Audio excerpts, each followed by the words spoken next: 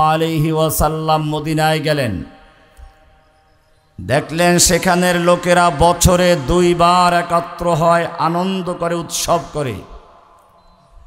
আল্লাহর রাসূল সাল্লাল্লাহু আলাইহি ওয়াসাল্লাম জিজ্ঞেস করলেন, মা হাদানিল ইয়াওমানি তালআবুনা ফীহিমা, এই দুটো দিন কিসের?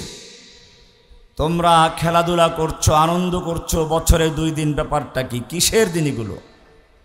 ওরা বলল, আমরা জাহিলি যুগ থেকে এই দুটো দিন উদযাপন করে এসেছি। একটি হচ্ছে আমাদের জাতীয় দিবস, আর একটা ধর্মীয় দিবস।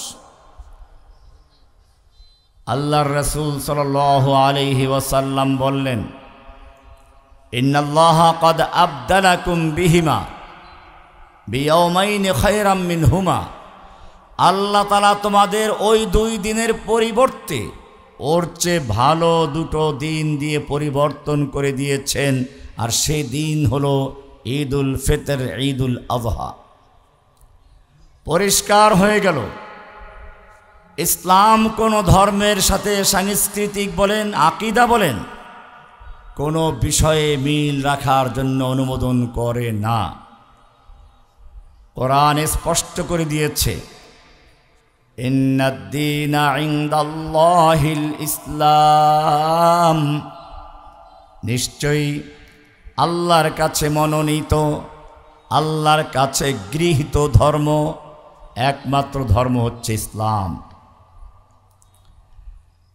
প্রশ্ন হচ্ছে, ইসলাম আল্লাহর মনোনীত দিন, অন্যগুলো পালন করার কোনো সুযোগ আছে কিনা?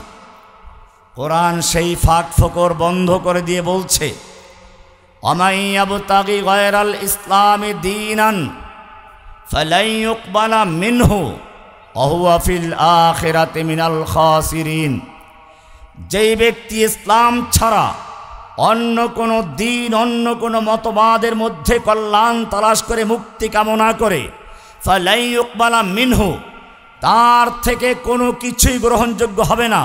তার সালাত, সিয়াম, হজ, যাকাত, জিহাদ, কিতাল যাই করুক না কেন, আল্লাহ সুবহানাহু ওয়া তাআলা বলছেন, ফালাই ইউকবালা মিনহু, তার কিছুই গৃহীত হবে না। ওয়া হুয়া ফিল আখিরাতি মিনাল খাসিরিন, সে কিয়ামতের মাঠে ক্ষতিগ্রস্ত লোকদের দলের অন্তর্ভুক্ত হবে। ক্ষতিগ্রস্ত আবু জাহেল, আবু লাহাব, ফেরাউন, নমরুদ, হামান কিয়ামতের মাঠে এই দলে যুক্ত হয়ে যাবে। পরিষ্কার হয়ে গেল, ইসলাম আসার পরে অন্য কোনো দিন গ্রহণ করার সুযোগ নেই। এ কারণে আল্লাহ সুবহানাহু ওয়া তাআলা বলছেন, আফা গায়রা দীনিল্লাহি ইয়াবগুন, মানুষ কি আল্লাহর দিন ইসলাম বাদ দিয়ে অন্য কোনো দিন খুঁজে বেড়াচ্ছে, অন্য কোনো দিনের মধ্যে মুক্তি তালাশ করে বেড়াচ্ছে? ওয়ালাহু আসলামা মান ফিস সামাওয়াতি ওয়াল আরদি তাওআন ওয়া কারহা, অথচ আসমান এবং জমিনে যা কিছু আছে সমস্ত মখলুক আল্লাহর কাছে আত্মসমর্পণ করে মুসলিম হয়েছে। ওয়ালাহু আসলামা, আল্লাহর কাছে আত্মসমর্পণ করে মুসলিম হয়েছে, তাওআন ওয়া কারহা। সমস্ত মখলুক মুসলিম। সমস্ত মখলুক কি? আল্লাহ পরিষ্কার করে দিলেন, শুধু মানুষ এবং জিন জাতির একটা বিভ্রান্ত অংশ ছাড়া বাকি সমস্ত মখলুক আল্লাহর কাছে আত্মসমর্পণকারী মুসলিম। কোরআন পরিষ্কার করে দিয়েছে, ওরা আল্লাহর হুকুম মেনে চলে। ইসলাম মানে হচ্ছে আত্মসমর্পণ করা। ইসলাম মানে কি? আত্মসমর্পণ করা, হুকুম মানা, আনুগত্য করা। আসমান, জমিন, চন্দ্র, সূর্য সবগুলো হুকুম মানে কার?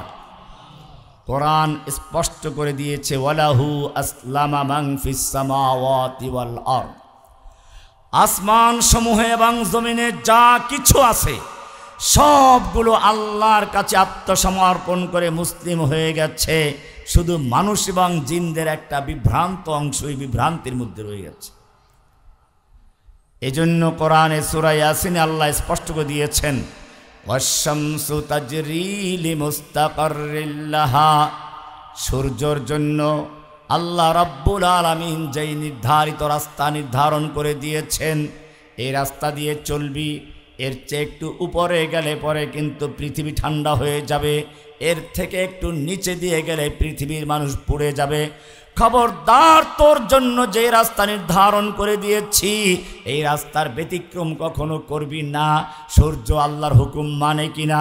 আল্লাহ বলছেন হা ওয়াশ-শামসু তাজরি লিমুস্তাকাররিল লাহা, সূর্যের জন্য আল্লাহ রাব্বুল আলামিন যেই হুকুম দান করেছেন, যেই রাস্তা নির্ধারণ করে দিয়েছেন, সূর্য আল্লাহর হুকুম মেনে আল্লাহর আনুগত্য করে সেই রাস্তা দিয়ে চলছে। ওয়াল কামারা কদ্দারনাহু মানাজিল, আমি চন্দ্রের জন্য কতগুলো মানজিল নির্ধারণ করে দিয়েছি, চলার জন্য কক্ষপথ নির্ধারণ করে দিয়েছি।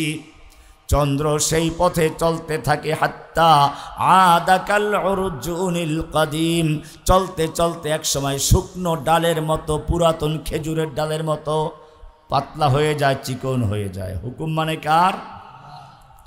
এরপরে আল্লাহ আরো স্পষ্ট করে দিলেন লাশ-শামসু ইয়ামবাগি লাহা আন তুদরিকাল কামার ওয়ালাল লাইলু সাবিকুন নাহার, সূর্যের ক্ষমতা নেই চন্দ্রকে ধরার, রাতের ক্ষমতা নেই দিনকে অতিক্রম করার। ওয়াকুল্লুন ফি ফালাকিন ইয়াসবাহুন, চন্দ্র সূর্য গ্রহ নক্ষত্র সব কিছু এক আল্লাহর হুকুম মেনে আল্লাহর নির্দেশ মতো সাঁতার কেটে যাচ্ছে।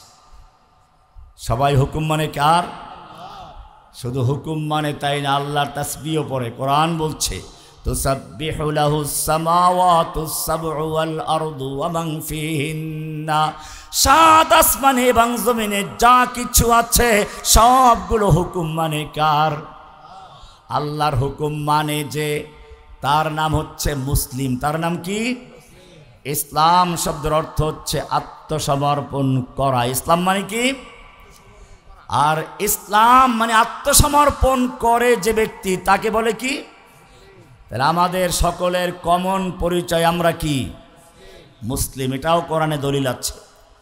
মিল্লাতা আবিকুম ইব্রাহিম হুয়া সাম্মাকুমুল মুসলিমিন, হুয়া সাম্মাকুম, তিনি তোমাদের নামকরণ করেছেন, রাম নাম রেখে দিয়েছেন কি? মুসলিম। আমাদের সকলের নাম কি? মুসলিম। আমরা নাম পেয়ে গেলাম, বাবা আমাদের নাম রেখে দিয়েছেন। এখন পরিচয় দিব কি? কোন দলের পরিচয় আল্লাহ বলছেন না। ওয়ামান আহসানু কওলাম মিম্মান দাআ ইলাল্লাহি ওয়া আমিলা সালিহান ওয়া ক্বালা ইন্নানি মিনাল মুসলিমিন।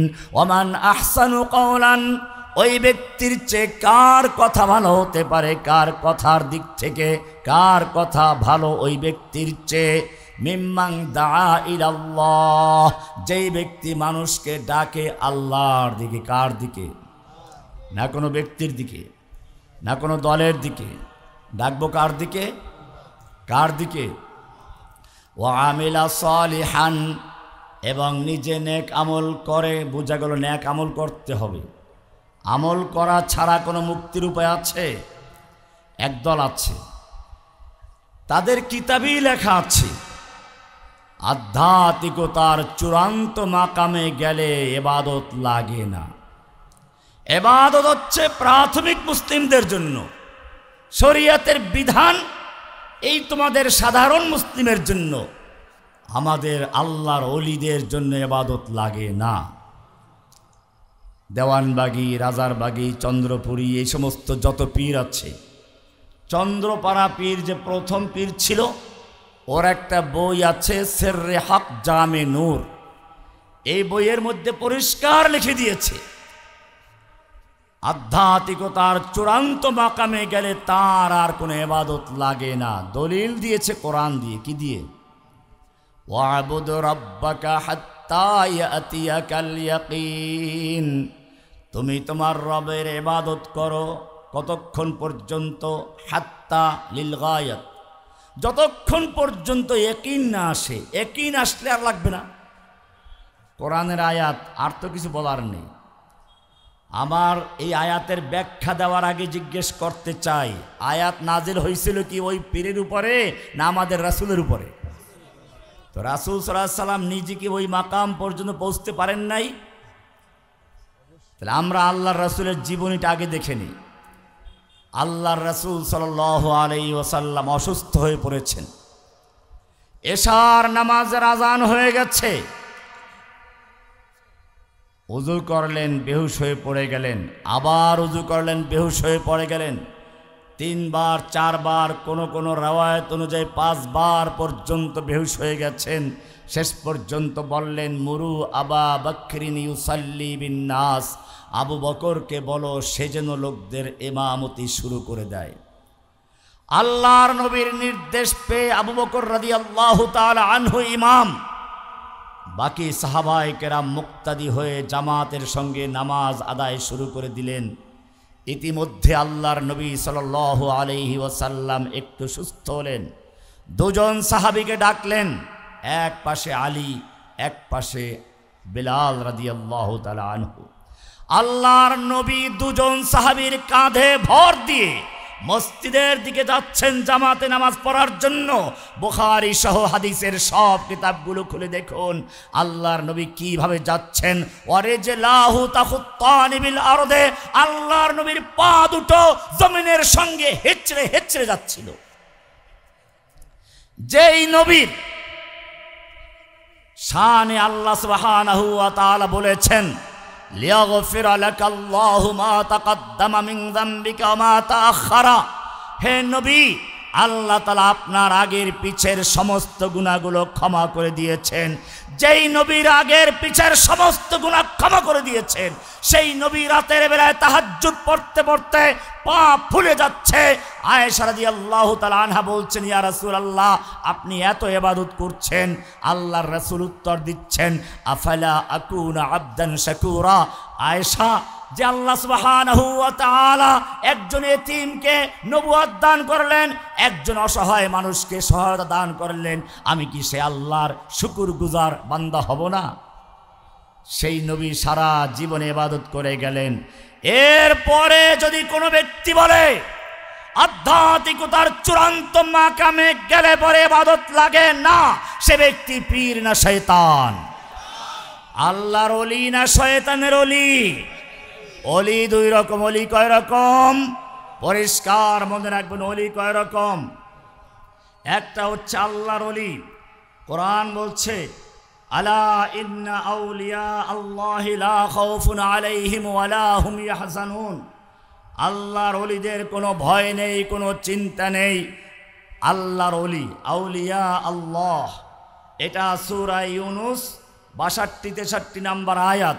পরিষ্কার বলা আছে, আলা ইন্না আউলিয়া আল্লাহি, জেনে রাখো আল্লাহর আউলিয়া যারা, আল্লাহর ওলি যারা, তাদের কোনো চিন্তা নেই, তাদের কোনো ভয় নেই, চিন্তা নেই দুনিয়াতে দুনিয়ার কোন শক্তি তাদের সাহায্য করলো, কে তাদের চোখ রাঙ্গানি দিল, কে তাদের জেলে ভরলো, কে তাদের মৃত্যু ভয় দেখালো, সেই পরোয়া তারা করে না। লা খাউফুন আলাইহিম ওয়ালা হুম ইয়াহজানুন, ভবিষ্যৎ কি হবে এই সব চিন্তা আল্লাহর ওলিরা করে না।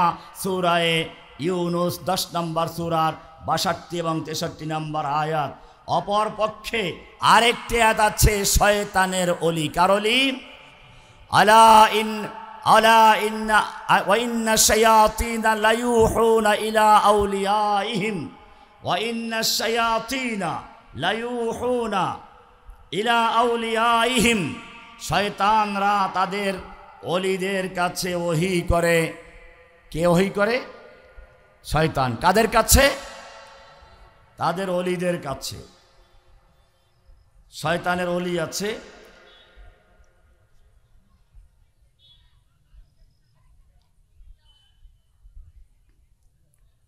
আলা ইন্না আউলিয়া আল্লাহি লা খাউফুন আলাইহিম ওয়ালা হুম ইয়াহজানুন ওয়া ইন্না শায়াতিনা লায়ুহুনা ইলা আউলিয়াইহিম। শয়তানরা তাদের ওলিদের কাছে ওহী করে। শয়তানরা ওদের ওলিদের কাছে এই সকল কথাগুলো সুন্দর সাজিয়ে দেয়, ব্যাখ্যা দেয়, কোরআনের আয়াত হাদিস দিয়ে দলিল পেশ করে। শয়তানের ওহী সম্পর্কে আয়াত আছে,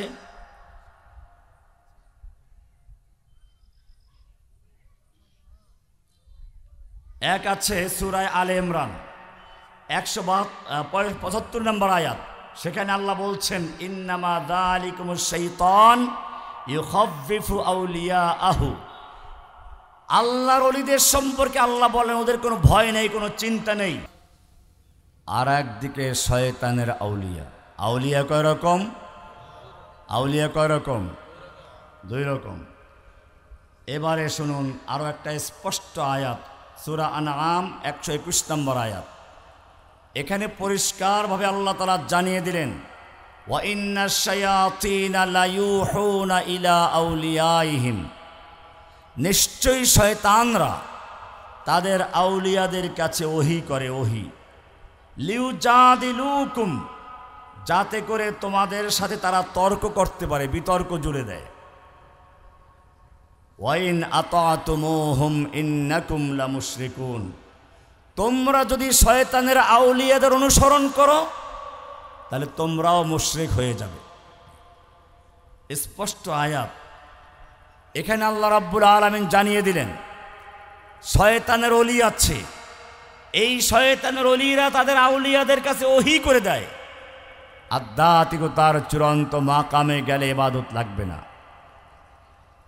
প্রশ্ন হচ্ছে ওই আয়াতের আসল তর্জমা কি? তাহলে আপনারা তাফসীর খুলে দেখবেন, ওয়াবুদু রাব্বাকা হাত্তা ইয়াতিয়াকাল ইয়াকিন। এই ইয়াকিন মানে মৃত্যু, তার মানে হচ্ছে তুমি আল্লাহর ইবাদত করতে থাকো মৃত্যু না আসা পর্যন্ত। ইয়াকিন মানে মৃত্যু। আল্লাহর নবী সে ব্যাখ্যা দিলেন, নিজে আমল করে দেখালেন। এখন আমরা আল্লাহর নবীর ব্যাখ্যা মানব না ওই ভণ্ড পীর ফকিরদের ব্যাখ্যা মানব? আল্লাহ তাআলা জানিয়ে দিলেন, ওয়ামান আহসানু কওলাম মিম্মান দাআ ইলাল্লাহ, ওই ব্যক্তির চেয়ে ভালো কথা আর কার হতে পারে যে মানুষকে আল্লাহর দিকে আহ্বান করে, ওয়া আমিলা সালিহান, এবং নেক আমল করে, নিজে আমল করে। এ কথা বলে না যে আধ্যাত্মিকতার চূড়ান্ত মাকামে গেলে ইবাদত লাগে না। এরপরে আল্লাহ তাআলা আরো পরিষ্কার করে দিলেন, ওয়াকালা ইন্নানি মিনাল মুসলিমিন, এবং সে নিজের পরিচয় দেয়, ঘোষণা করে দেয়, ইন্নানি মিনাল মুসলিমিন, আমি একজন মুসলিম। আমি একজন না ধর্মনিরপেক্ষ? ধর্মনিরপেক্ষ মতবাদ একটি কুফরি মতবাদ। কি বললাম? সেকুলার। ধর্মনিরপেক্ষ, গণতন্ত্র, সমাজতন্ত্র, রাজতন্ত্র, এই সবগুলো ধর্ম, এগুলো সবগুলো কুফরি মতবাদ। আমরা এক এক করে বলা শুরু করেছি। এক হলো ইসলাম। আমাদের দিনের নাম কি? আমাদের পরিচয় কি? এবারে আমরা দেখব নবীরা ধর্মনিরপেক্ষ ছিলেন নাকি মুসলিম ছিলেন। ইব্রাহিম আলাইহিস সালাম সম্পর্কে ইহুদিরা দাবি করলো ইহুদি, খ্রিস্টান দাবি করলো খ্রিস্টান। আল্লাহ রাব্বুল আলামিন প্রতিবাদ করলেন, পরিষ্কার জানিয়ে দিলেন, মা কানা ইব্রাহিমু ইয়াহুদিয়ান ওয়ালা নাসরানিয়ান ওয়ালাকিন কানা হানিফাম মুসলিমা। ইব্রাহিম আলাইহিস সালাম না ছিলেন ইহুদি, না ছিলেন খ্রিস্টান, ওয়ালাকিন কানা হানিফাম মুসলিমা, তিনি ছিলেন হানিফ মুসলিম, পিওর মুসলিম। তার মধ্যে কোনো ভেজাল ছিল না, নির্ভেজাল মুসলিম ছিলেন। ইসলামও পালন করবে, আবার গণতন্ত্র, সমাজতন্ত্র, রাজতন্ত্র নামক বিভিন্ন ধর্মের সঙ্গে মিলে চলবে। এই ধর্ম নিরপেক্ষতার কোনো স্থান নেই। হানিফাম মুসলিমা, একেবারে নির্ভেজাল মুসলিম ছিলেন। ইব্রাহিম আলাইহিস সালাম কি ছিলেন? এবারে আসুন ইব্রাহিম আলাইহিস সালামের পরের নবীরা কি ছিলেন। কোরআনের আরেক আয়াত আল্লাহ সুবহানাহু ওয়া তাআলা বলছেন, ওয়াসা বিহা ইব্রাহিমু বানিহি ওয়া ইয়াকুব। ইব্রাহিম আলাইহিস সালাম শুধু নিজেই মুসলিম ছিলেন তা না, ইব্রাহিম নিজে মুসলিম ছিলেন, তার সন্তানরা মুসলিম ছিল। সন্তানদেরকে ওসিয়াত করে যাচ্ছেন ইব্রাহিম, ইয়াকুব সকলে মিলে, ইয়া বানিয়া ইন্নাল্লাহা আস্তাফা লাকুমুদ্দীন ফালা তামুতুন্না ইল্লা ওয়া আনতুম মুসলিমুন। ও আমার সন্তানরা, খবরদার জেনে রাখো, আল্লাহ রাব্বুল আলামিন তোমাদের জন্য একটা দ্বীনকে মনোনীত করেছেন, দ্বীনকে পছন্দ করেছেন। ফালা তামুতুন্না ইল্লা ওয়া আনতুম মুসলিমুন, খবরদার খবরদার, তোমরা মুসলিম অবস্থা ছাড়া অন্য কোন অবস্থায় মৃত্যুবরণ করো না, ধর্ম নিরপেক্ষ অবস্থায় না। এরপরে আমাদেরকে বিশেষ করে আল্লাহ তাআলা আদেশ করছেন, এবারে শুনুন, ইয়া আইয়ুহাল্লাযীনা আমানুত্তাকুল্লাহা হাক্কা তুকাতিহি ওয়া লা তামুতুন্না ইল্লা ওয়া আনতুম মুসলিমুন। হে ঈমানদারগণ, খবরদার আল্লাহকে ভয় করো, যেমনভাবে ভয় করা উচিত আল্লাহকে যথাযথভাবে ভয় করো। এরপরে শুনে রেখো, ওয়া লা তামুতুন্না ইল্লা ওয়া আনতুম মুসলিমুন, খবরদার খবরদার তোমরা মুসলিম অবস্থায় ছাড়া অন্য কোন অবস্থায় মৃত্যুবরণ করো না। পরিষ্কার হয়ে গেল আমাদের দিনের নাম কি, আমাদের পরিচয় কি? মুসলিম। সকল নবীদের পরিচয় ছিল কি? এবারে মৃত্যুর পরে আমাদের যখন কবরে রাখা হবে, আখিরাতের প্রথম ঘাঁটি কবরে 3টা প্রশ্ন করা হবে। তার মধ্যে একটা প্রশ্ন, তোমার দিন কি ছিল? সেদিন কি বলবেন? ধর্মনিরপেক্ষ, সেকুলার। পরিষ্কার হয়ে গেল। আল্লাহর নবী হাদিসে জানিয়ে দিলেন 3 প্রশ্ন হবে, উত্তর হবে রাদিতু বিল্লাহি রাব্বান আবিল ইসলামি দীনান আবি মুহাম্মাদিন সাল্লাল্লাহু আলাইহি ওয়াসাল্লাম নবিয়্যান ওয়া রাসূলান। সুতরাং যারা ওয়াহদাতুল আদিয়ান, আন্তধর্ম, ইসলামও ঠিক আছে অন্য ধর্ম ঠিক আছে, এই সমস্ত আকীদা যারা পোষণ করে, মৃত্যুর পরে যখন জিজ্ঞেস করা হবে মা দীনুকা, তোমার দিন কি ছিল, সে বলবে আমি সেকুলার, আমি ধর্মনিরপেক্ষ। ফেরেশতারা ছাড়বে? উত্তর আসবে আল ইসলাম। কি আসতে হবে? এইবারে প্রশ্ন, ইসলাম পূর্ণাঙ্গ কিনা? ভালো করে বুঝবেন বিষয়গুলো। ইসলাম পূর্ণাঙ্গ কিনা? যদি পূর্ণাঙ্গ হয় তাহলে আপনাকে ইসলাম ছাড়া অন্য কোনো কিছু গ্রহণ করা যাবে না। এটার উপরে আমি আলোচনা করার আগে একটা ঘটনা বলছি। আল্লাহর নবী সাল্লাল্লাহু আলাইহি ওয়াসাল্লাম সাহাবায়ে কেরামদের নিয়ে বসে আছেন। ওমর রাদিয়াল্লাহু তাআলা আনহু তাওরাতের একটা খণ্ড নিয়ে আসলেন। বললেন, ইয়া রাসূলুল্লাহ, আমরা তাওরাতে অনেক ভালো ভালো কথা পাই, কিছু কি লিখে রাখতে পারি? এই বলে তিনি আল্লাহর রাসূলকে পড়ে শোনাচ্ছেন। আল্লাহর নবীর চেহারা রাগে ক্ষোভে লাল হয়ে গেল। নবীর চেহারা খুব সুন্দর ছিল। রাগ করলে পরে কেমন হতো হাদিসে বলা আছে, কান্না হাব্বার রুম্মান ফুকিয়া ফি ওয়াজনাতাইহি। ওয়াজনাতুন বলা হয় গালের উপরের 2 অংশকে। রাগ করলে পরে এই 2 জায়গায় এমন লাল হয়ে যেত, মনে হতো কাঁচা পাকা আনারের লাল টকটকে দানার মতো। আল্লাহর নবীর চেহারা লাল হয়ে গেল। আবু বকর রাদিয়াল্লাহু তাআলা আনহু বিষয়টি লক্ষ্য করলেন। তিনি বললেন, সাকিলাতকা সাওয়াকিলু ইয়া ওমর, ওমর তুই যদি মরে যেতিস, ওমর তুই যদি মরে যেতিস, ওমর তুই যদি মরে যেতিস। ওমর আটকে উঠলেন, কি করলাম? তুমি কি আল্লাহর নবীর চেহারার দিকে লক্ষ্য করছো না? ওমর আল্লাহর নবীর চেহারার দিকে লক্ষ্য করলেন, বুঝতে পারলেন আমি তাওরাত পাঠ করছি, আল্লাহর নবী পছন্দ করছেন না। সঙ্গে সঙ্গে নিজের ইসলামকে, ঈমানকে নবায়ন করলেন। তিরমিজির হাদিস খুলে দেখবেন, পরিষ্কার বলা আছে, তিনি বললেন, রাদিতু বিল্লাহি রাব্বান আবিল ইসলামি দীনান আবি মুহাম্মাদিন সাল্লাল্লাহু আলাইহি ওয়াসাল্লাম নবিয়্যান ওয়া রাসূলান। এবারে আল্লাহর নবী বললেন, ওমর তুমি আমার কাছে তাওরাত এনেছো, তাওরাত পাঠ করছো, জেনে রাখো আল্লাহি লাউ আন্না মূসা কানা হাইয়ান, এই তাওরাত যেই মূসা নবীর উপর অবতীর্ণ হয়েছে, আজকে যদি সেই মূসা নবী জীবিত থাকতেন, ওয়া আদরাকা নবুওয়াতি, এবং আমার নবুয়াতকাল পেতেন, মা ওয়াসিআহু ইল্লা ইত্তিবাই, আমার আনুগত্য করা ছাড়া, আমার দিন গ্রহণ করা ছাড়া মূসা নবীর পর্যন্ত পরকালে মুক্তির কোনো রাস্তা খোলা ছিল না।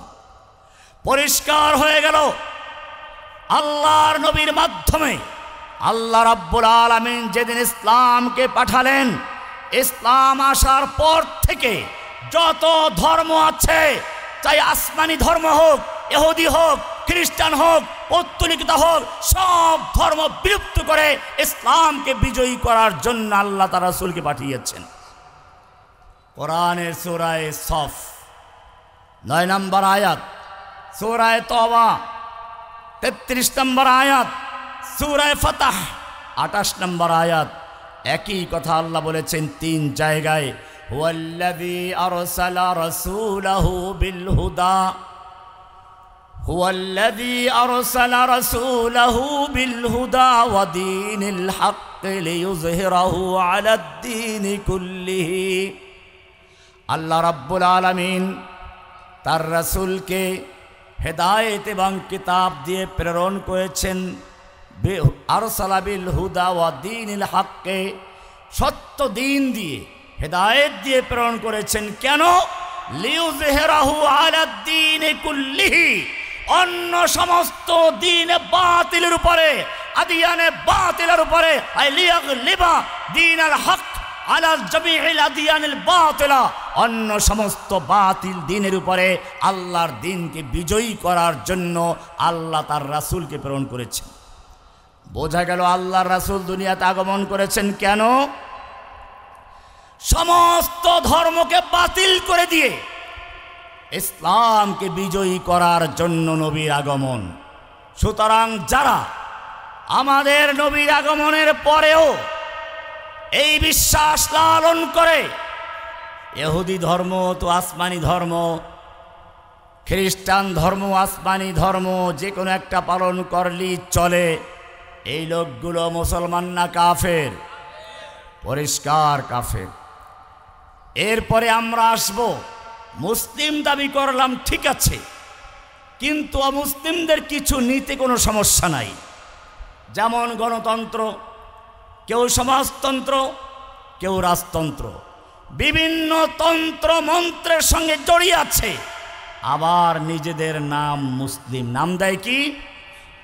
আমরা কোরআনকে জিজ্ঞেস করব, কোরআন একজন লোক মুসলিম হওয়ার পরে ধর্ম নিরপেক্ষ হতে পারে কিনা? একজন লোক মুসলিম হওয়ার পরে গণতন্ত্রে বিশ্বাসী হতে পারে কিনা? সমাজতন্ত্র রাজতন্ত্রে বিশ্বাসী হতে পারে কিনা? কোরআন আপনাকে বলবে। আল্লাহর নবী যেদিন বিদায় হজের ভাষণ দিচ্ছিলেন, এক পর্যায়ে তিনি সাহাবায়ে কেরামদের জিজ্ঞেস করেছিলেন, ও আমার সাহাবীরা শোনো, কিয়ামতের মাঠে তোমাদের বিভিন্ন প্রসঙ্গে প্রশ্ন করা হবে, আমার সম্পর্কেও তোমাদের প্রশ্ন করা হবে। আমাকে আল্লাহ রাব্বুল আলামিন দায়িত্ব দিয়েছিলেন তোমাদের কাছে আল্লাহর বাণী পৌঁছে দেওয়ার জন্য।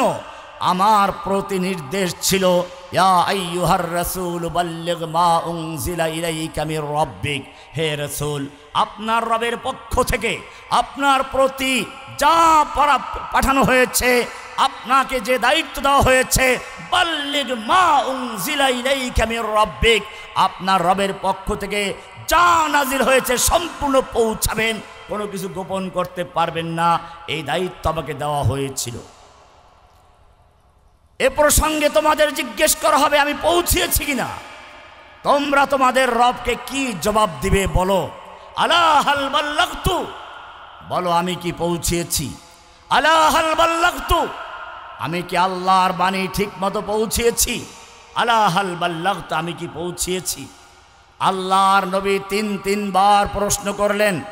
সাহাবায়ে কেরাম সাক্ষ্য দিলেন, নাম কাদ বাল্লাগতার রিসালা ওয়া আদাইতাল আমানা ওয়া নাসাহাতাল উম্মাহ, হ্যাঁ নবী আমরা সাক্ষ্য দিচ্ছি আপনি আল্লাহর দেওয়া আমানত কোরআনের বাণী ঠিকমতো পৌঁছিয়েছেন। ওয়া বাল্লাগতার রিসালা, আল্লাহর দেওয়া রিসালাতের দায়িত্ব আপনি ঠিকমতো আদায় করেছেন। ওয়া নাসাহাতাল উম্মাতা, উম্মতের জন্য যথেষ্ট কল্যাণময় কাজ করেছেন, আমরা সেই সাক্ষ্য দিচ্ছি। নাকি বলেছেন 90,000 কালাম, 30,000 জাহের, 60,000 বাতিন বলেছেন?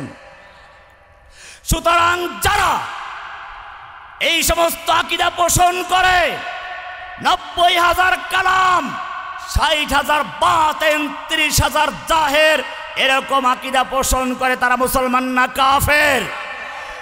আল্লাহ নির্দেশ করেছেন, ইয়া আইয়ুহার রাসূল, হে রাসূল, বাল্লিগ মা উনজিলা ইলাইকা মির রাব্বিক, আপনার রবের পক্ষ থেকে আপনার প্রতি যা নাযিল হয়েছে, বাল্লিগ, আপনি সব পৌঁছে দিন। মালিল উমুম, সবটা পৌঁছে দিবেন, কোনো কিছু গোপন করতে পারবেন না। সাহাবায়ে কেরাম সাক্ষ্য দিলেন, হ্যাঁ আপনি পৌঁছে দিয়েছেন। এবারে আল্লাহর নবী আকাশের দিকে আঙ্গুল ইঙ্গিত করছেন আর বলছেন, আল্লাহুম্মা শাহাদ, আল্লাহুম্মা শাহাদ, আল্লাহুম্মা শাহাদ। হে আল্লাহ তুমি সাক্ষী থাকো, হে আল্লাহ তুমি সাক্ষী থাকো, হে আল্লাহ তুমি সাক্ষী থাকো। আমার উম্মত সাক্ষী দিচ্ছে আমি আমার দায়িত্ব ঠিক মতো পৌঁছেছি। তোমার নাজিলকৃত কিতাব আমি তাবলীগ করেছি, সম্পূর্ণ পৌঁছে দিয়েছি। এই ক্ষেত্রে কোনো রকমের খেয়ানত করি নাই। কি একটা সুন্দর অনুষ্ঠান হচ্ছে, নবী যেন বিদায় নিচ্ছেন, বিদায় দিচ্ছেন। আল্লাহ তাআলা আসমান থেকে সবগুলো লক্ষ্য করছেন। জিব্রাইলকে বললেন, যাও, মজলিসটা খুব সুন্দর হচ্ছে, বিদায় অনুষ্ঠান হচ্ছে, এইখানে তুমি না গেলে কেমনে হবে? কারণ তুমিই তো দীর্ঘ 23 বছর পর্যন্ত ওহী নিয়ে গিয়েছ, এইবারে শেষ পেরেকটা তোমাকেই মারতে হবে। জিব্রাইল চলে আসলেন, নাজিল হয়ে গেল বিদায় হজের ভাষণে, আল ইয়াউমা আকমালতু লাকুম দীনাকুম, اليوم أكملت لكم دينكم وأتممت عليكم نعمتي ورضيت لكم الإسلام دينا اليوم أكملت আজকে আমি আকমালতু মুকাম্মাল করে দিলাম, পরিপূর্ণ করে দিলাম দীনাকুম তোমাদের দিনকে। আদম আলাইহিস সালাম থেকে যেই দ্বীনের বিল্ডিং নির্মাণ হচ্ছিল, আল্লাহ রাব্বুল আলামিন জানিয়ে দিলেন, আল ইয়াউমা আকমালতু, আজকে এই বিদায় হজের ভাষণের এই মুহূর্তে আমি সেই দিনকে মুকাম্মাল করে দিলাম, পরিপূর্ণ করে দিলাম। ওয়া আতমামতু আলাইকুম নিআমাতি, আমার নিয়ামত ওহী যে নাযিল হচ্ছিল, ওহীর ধারা সমাপ্ত করে দিলাম। ওয়া রাদিতু লাকুমুল ইসলাম দীনা, তোমাদের জন্য দিন হিসাবে, জীবন বিধান হিসাবে ইসলামকে মনোনীত করলাম। এরপর ইসলাম ছাড়া কোন মুসলিম অন্য কোন মতবাদ, ক্যাপিটালিজম, সোশ্যালিজম, সেকুলারিজম, সব ইজম বাতিল করে দিয়ে ইসলামী নিজামকে প্রতিষ্ঠা করা হলো। আর কোন ইজম চলবে না, মুসলমান কোন ইজমে বিশ্বাস হতে পারে না, ঠিক কিনা? পরিপূর্ণ করে দিলাম। আকমালতু, পূর্ণ কাকে বলে? মনে করুন আপনাদের এলাকায় একটা সুন্দর বড় মসজিদ রয়েছে, সব কাজ সম্পন্ন হয়ে গেছে, আর একটা ইট বসাবার জায়গাও নেই। সেই সময় একজন বিদেশ থেকে আসলো, স্বর্ণের বা হীরকের একটা ইট নিয়ে এসে কোনো জায়গায় বলল লাগাও, লাগানো যাবে? ইমাম সাহেব বলবে, না, আমার মসজিদের বিল্ডিং,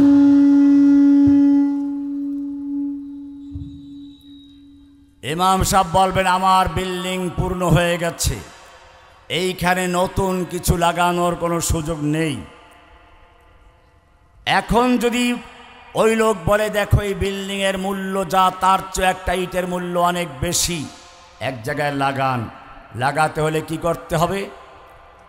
ওই এক ইট পরিমাণ জায়গা ভাঙতে হবে।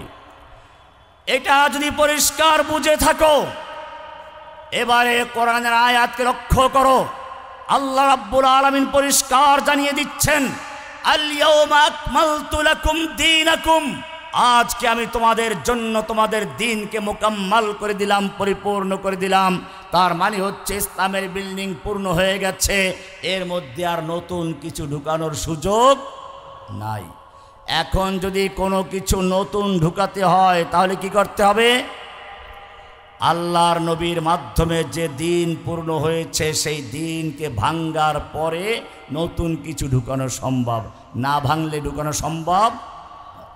এ কারণে ইমাম মালিক রাহমাতুল্লাহি আলাইহি লিখেছেন, মানি বিতাদা বেদাআতান, যেই ব্যক্তি ইসলামের ভেতরে কোনো বেদাত ঢুকায়, ইবতাদা বেদাআতান, এরপরে আবার সে প্রচার করে নাম দেয় ফাইয়ারাহা হাসানাতান, সেই বেদাতের নাম দিল বেদাতে হাসানা বলে, ফাকাদ জাআমা আন্না মুহাম্মাদান সাল্লাল্লাহু আলাইহি ওয়াসাল্লাম খানা ফির রিসালা, সে যেন দাবি করলো আল্লাহর নবী রিসালাতের দায়িত্ব ঠিকমতো পৌঁছান নাই, তিনি খেয়ানত করেছেন।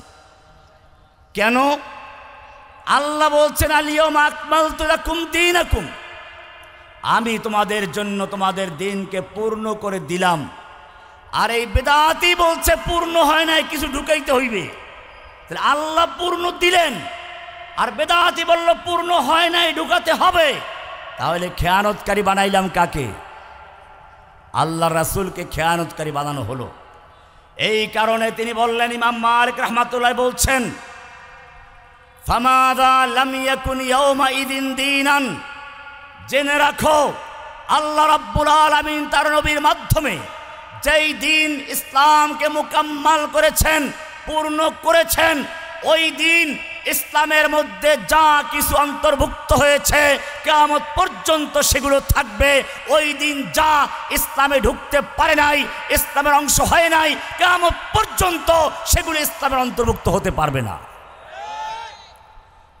আমরা আকিমুস সালাত, সালাত কায়েম করো ফরজ করেছেন কে? সালাত ফরজ করেছেন কে? এখন সালাত আদায় করি কিভাবে, সেই তরিকা দেখিয়েছেন মুহাম্মদুর রাসূলুল্লাহ। কে দেখিয়েছেন? আমরা জোহরে ফরজ কয় রাকাত পড়ি, আসরে ফরজ কয় রাকাত, এশার ফরজ কয় রাকাত, মাঝখানে মাগরিব কয় রাকাত।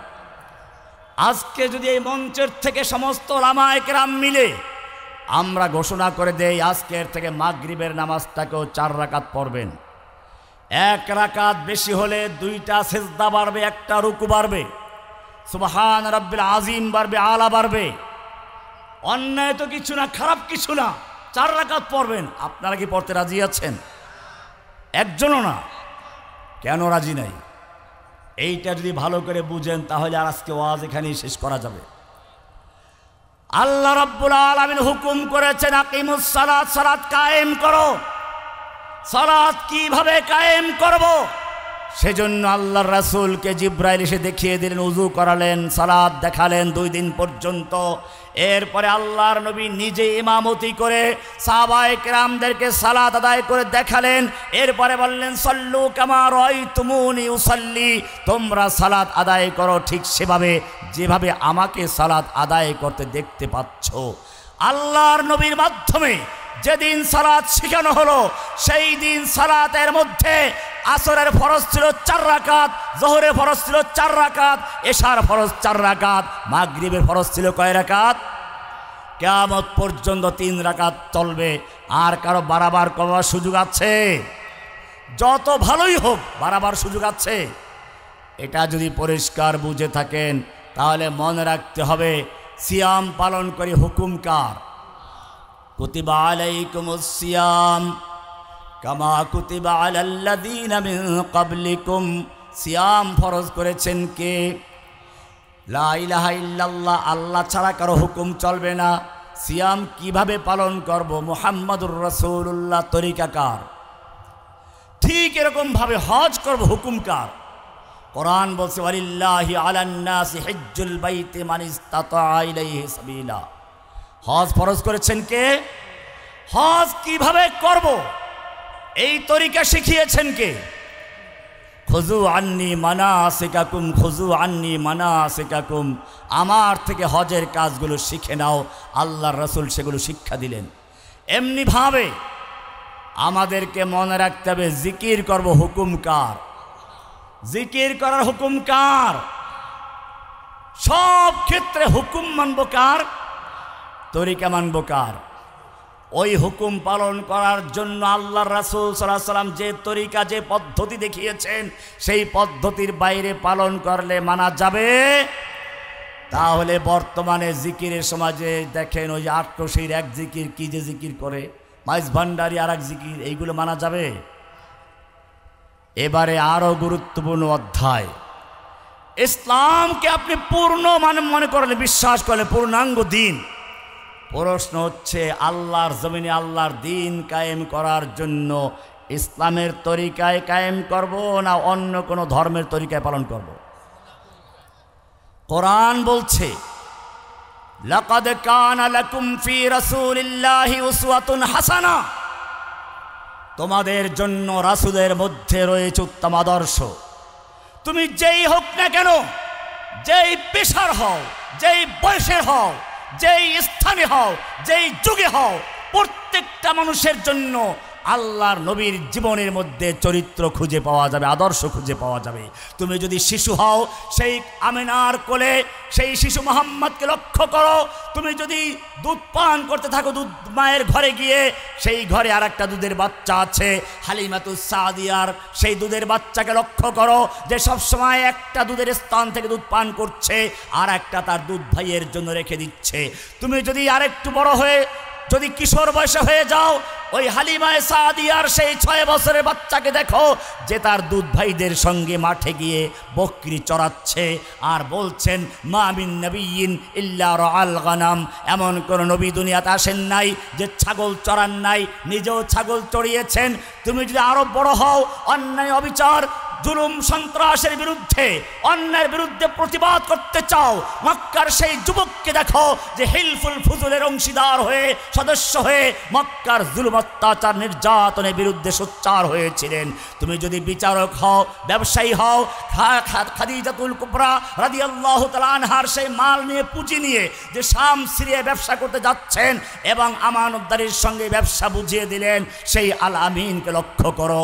তুমি যদি সমাজের বিচারক হও, তাহলে সেই মক্কার খানায়ে কাবা যারা পুনর্নির্মাণ করে হাজরে আসওয়াদ পাথর নিয়ে ঝগড়া লেগে গেল, কে রাখবে?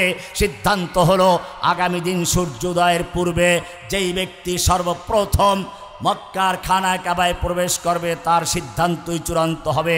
সকলে অপেক্ষায় রইল, দেখি কে প্রবেশ করে। দেখা গেল সূর্যোদয়ের সঙ্গে সঙ্গে সর্বপ্রথম সাফা মারওয়া পাহাড়ের দিক থেকে যেই যুবক এগিয়ে আসলো, সে তো আর কেউ না, সেই মক্কার বিশ্বস্ত আল আমিন। সকলেই বলে উঠল আল আমিন কদ জা, আল আমিন কদ জা, আল আমিন এসেছে, আল আমিন এসেছে। সকলে এগিয়ে বলল, দেখো মুহাম্মদ আল আমিন, তোমার সিদ্ধান্তই চূড়ান্ত। আমরা ঐক্যবদ্ধভাবে কাবা নির্মাণ করেছিলাম, আমাদের মধ্যে কোনো ভেদাভেদ ছিল না, দুশ্মনী ছিল না, কিন্তু সমস্ত ঐক্য চুরমার হয়ে যাচ্ছে এই পাথর রাখাকে কেন্দ্র করে। প্রত্যেক গোত্রের লোক চায় পাথর রাখতে। তুমি বিচার করো, কেমনে করবে? তুমি যদি বিচারক হও, সমাজের পঞ্চায়েত হও, সালিশি করো, মুহাম্মাদের যুবকের জীবন থেকে দক্ষ করো। তিনি বললেন ঠিক আছে, একটা চাদর নিয়ে আসো। চাদর আনা হলো, তিনি চাদরের মাঝখানে পাথর রেখে দিলেন। এবারে প্রত্যেক গোত্রের দলপতিদেরকে, নেতাদেরকে ডাকলেন, ধরো। এবারে তারা সকলেই ধরে নিয়ে গেল, আল্লাহর নবী নিজে স্থাপন করে দিলেন। কি সুন্দর বিচার করলেন।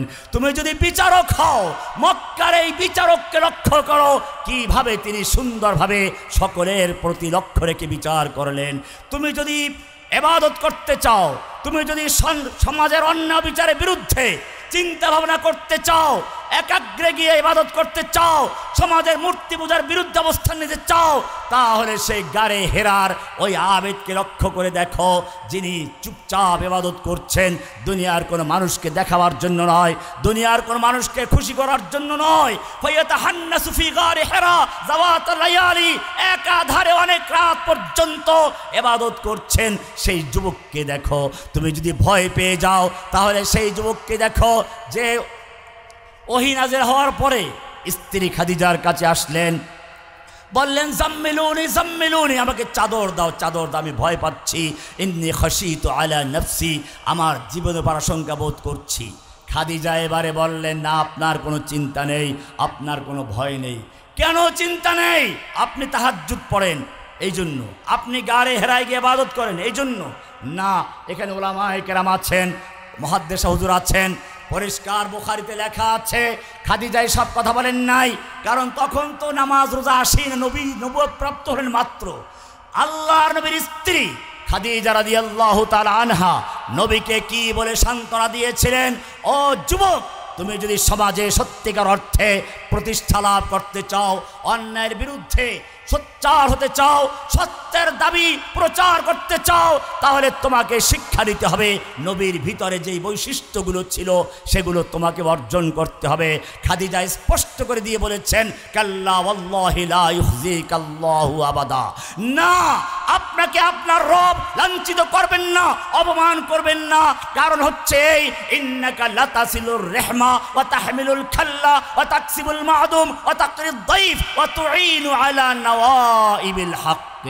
আপনি আত্মীয়তার সম্পর্ক বজায় রেখে চলেন। ওয়া তাহমিলুল কাল্লা, সমাজে যারা সুদে জর্জরিত হয়ে বিভিন্ন এনজিও, এখন এনজিও আছে, ওই সময় ব্যক্তিগতভাবে সুদে টাকা লাগাতো, চক্রবৃদ্ধি আকারে সুদে জর্জরিত হয়ে এক একজন ঋণের বোঝা নিয়ে অসহায় অবস্থায় আত্মহত্যা করত।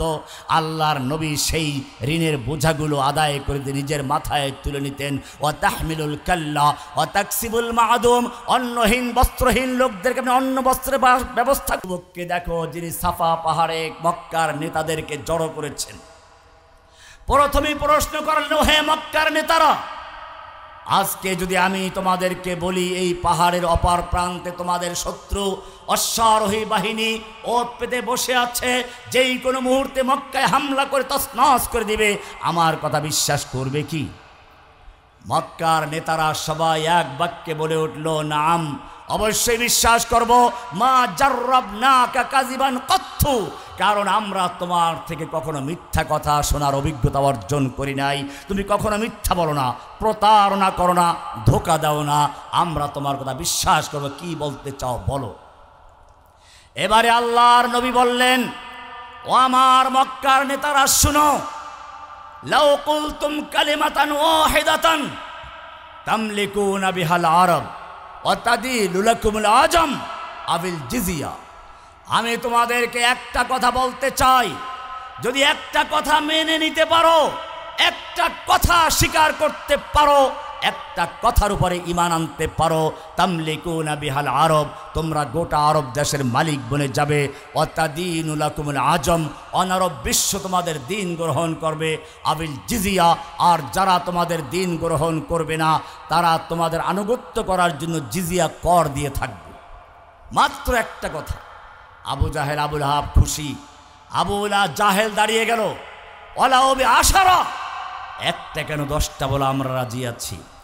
এইবারে আল্লাহর নবী সাল্লাল্লাহু আলাইহি ওয়াসাল্লাম সেই সমাজে যেখানে 360টা মূর্তি খানায় কাবার ভিতরে বাইরে দাঁড়িয়ে আছে, যেই সমাজের লোকেরা মূর্তি পূজার মাধ্যমে ইবাদত করে, সেইখানে তাওহীদের বাণী শুনিয়ে দিলেন, ইয়া আইয়ুহান নাস কুলু লা ইলাহা ইল্লাল্লাহ তুফলিহুন, হে বিশ্ববাসী ও হে মানব সকল, তোমরা বলো লা ইলাহা ইল্লাল্লাহ।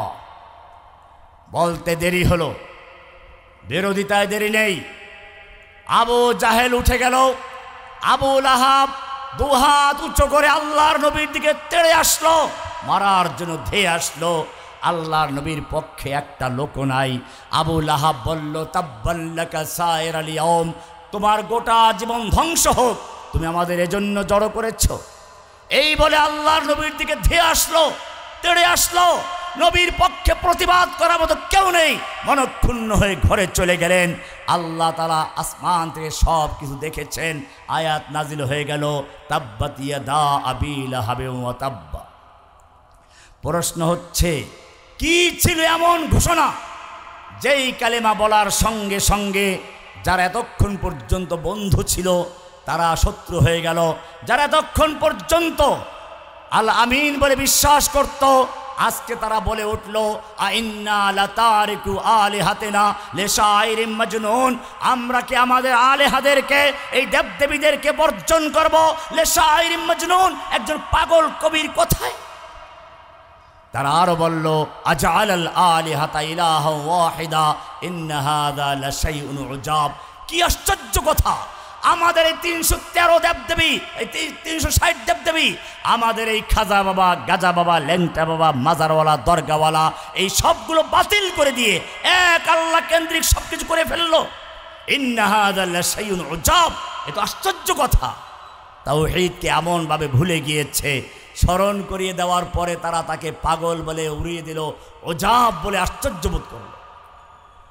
হ্যাঁ, মক্কার কুফাররা বুঝতে পেরেছিল, তুমি যদি সত্যিকার দায়ী বনতে চাও তোমাকে বুঝতে হবে তুমি সেই মুহাম্মদ সাল্লাল্লাহু আলাইহি সাল্লামের চেয়ে বড় বুজুর্গ নও। তাকে যেরকম গালিগালাজ করা হয়েছে, বিরুদ্ধে তার দাঁড়িয়ে গেল, তাকে যেমন বর্জন করা হলো, হত্যার চক্রান্ত করা হলো, তার লোকদেরকে নির্যাতন করা হলো, তুমি যখন সেই দাওয়াত দেবে তোমার উপরে জুলুম নির্যাতন আসবে।